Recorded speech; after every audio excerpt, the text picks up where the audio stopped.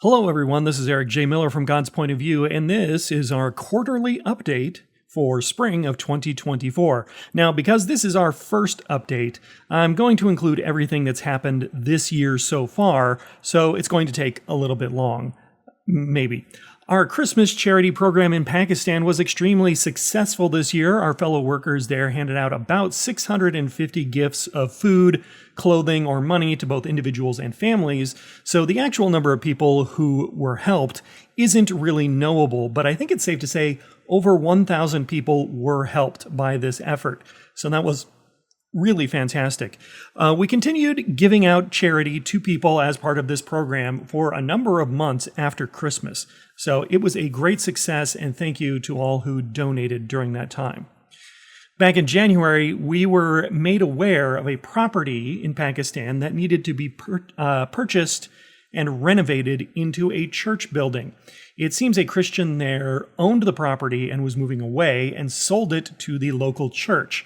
And it was falling apart and required a lot of work to rebuild the walls, the floor, the doors, the windows, and the roof. So we donated money to that renovation effort, and I did just receive some images that the work was nearing completion. The images are limited to the inside of the building due to security issues. Last year, we purchased 100 Luminade solar lanterns to be distributed to those in need. We sent 25 to Pakistan, and in February and in May, several were given out to people living and working in brick factories. Now, brick factories are notorious in Pakistan as places people must live and work, usually due to some debt that they or their family have incurred. Most of the time, these people are basically slaves with no way to get out of this situation. They live in extremely bare and deprived circumstances and have no electricity. So these lanterns should be a great help to them.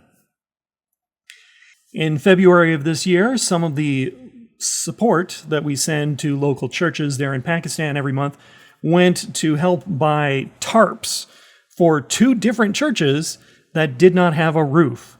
And a third church was able to install a baptismal tank on the roof of their building. In April and May, our partners in Pakistan were able to distribute a number of books and Bibles there. About 10 copies of our commentary on the book of Romans, Not Ashamed of the Gospel, were given to some Bible students. In another village, about 10 Bibles were handed out to Christians there, 40 Bibles in another small village, and 12 Bibles in yet another village. Now, we have a number of Bibles in storage there in the country to be used. However, we heard that the price on Urdu Bibles from the Pakistan Bible Society, which is where we buy them from, was going to increase. These Bibles are in Urdu, and they are printed in South Korea and brought into the country by the Pakistan Bible Society and sold to churches and charities there. The price for those Bibles is usually about $10 per copy, but often that price is subsidized by other organizations. So recently, we've only been purchasing these Bibles for about $6 per copy, and so we bought 240 more Bibles at $6 a copy before they went up to $10. So we should be stocked up for the near future. And we are low on audio Bibles. These are little electronic devices with a Bible in spoken form in Urdu on them. These are very, very popular among the elderly and the illiterate in Pakistan, and we may look into purchasing more of those in the future. They run about, I want to say $10 to $15 per unit. Lastly, in Pakistan, late last year, there was a Christian man we heard about who had suffered a stroke. This man was only 45 years old and had a wife and 2 children. Now, I can't show you his face or mention his name for security reasons, but I will tell you that God's Point of View went on to pay for his physical therapy over the last 6 or 7 months in the hopes that he could recover. Unfortunately, we just got the word that he passed away a week or so ago. Sadly, his wife and children are now in a very, very difficult position. The only job Christian women can take in Pakistan are for cleaning houses or doing sewing work, both of which are very, very low paying. Christian widows are often left destitute and struggling to feed themselves and their children. A lot of the charity work we do, especially at Christmas time, is directed at widows and children. But for right now, our ministry is going to be helping this family by covering the costs of this man's funeral, which will be less than $150. It's not it's not a lot. So I mentioned security a lot when I'm talking about Pakistan. On May 25th of this year, in Sargodha, a huge riot took place outside of a business owned by a Christian. He was accused of blasphemy, and that is very common there. And people were beaten, things burned, and there's some conflicting information over whether someone died or not. Some people say that yes, one man was beaten to death. Others are saying that the man survived. It's hard to tell what is correct. But while the accusation of blasphemy against this Christian business owner was untrue, it likely came about simply from some local Muslim being jealous over this Christian's successful business. I believe it was a shoe factory. So just on June 21st,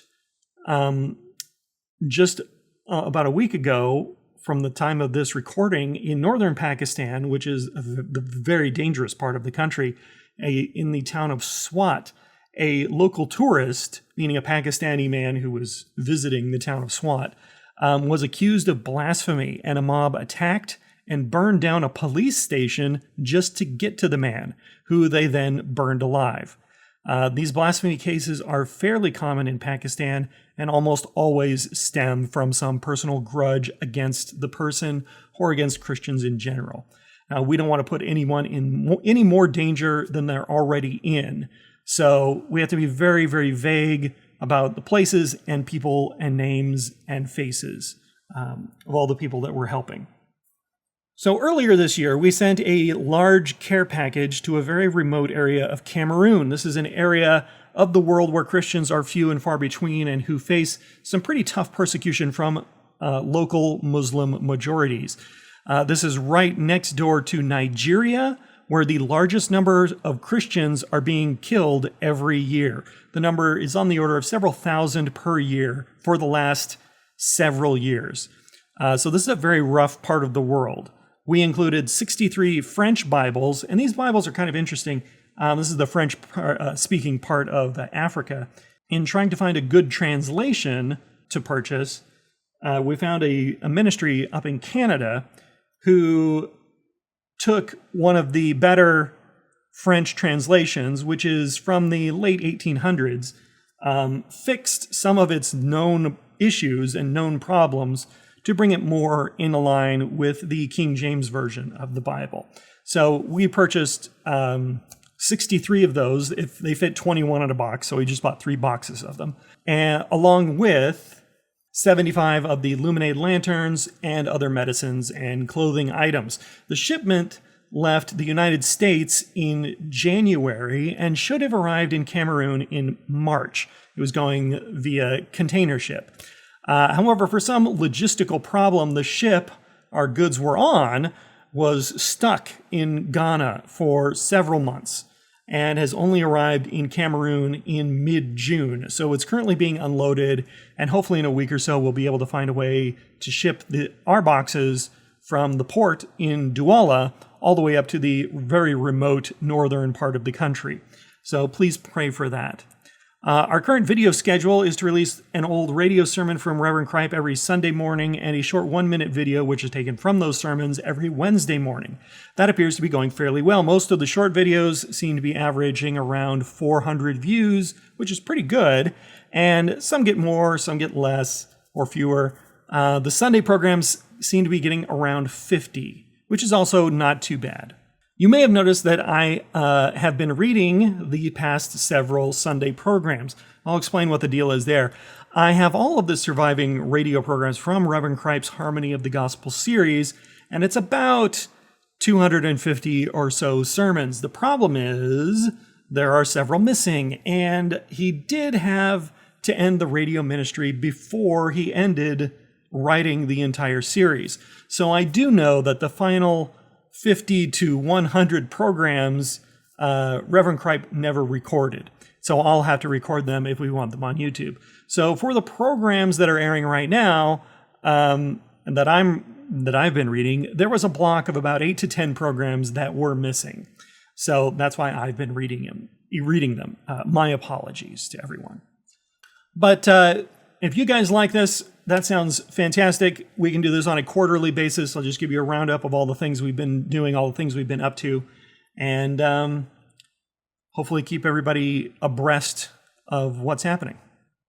There are always a couple of things that we're working on behind the scenes, so to speak. So one thing right now that we're working on is Reverend Cripe wrote about and talked about having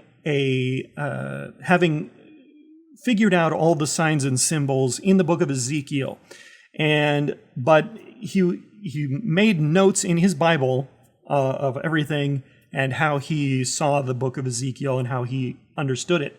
But he never had time before he passed away to actually put it all down on paper and to write it all out properly.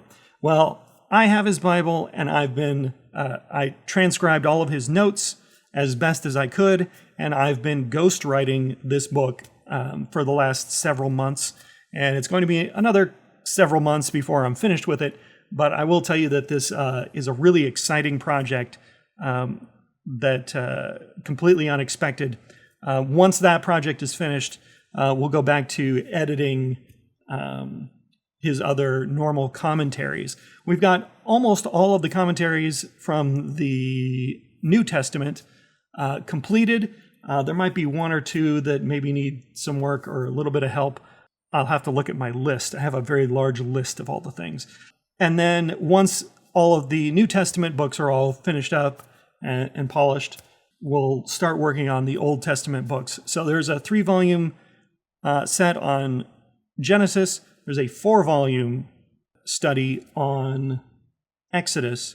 And then there are a number of smaller books that he was working on just before he passed away about the minor prophets. So we might do those first, just because I can get a lot of those really short, small books out very quickly.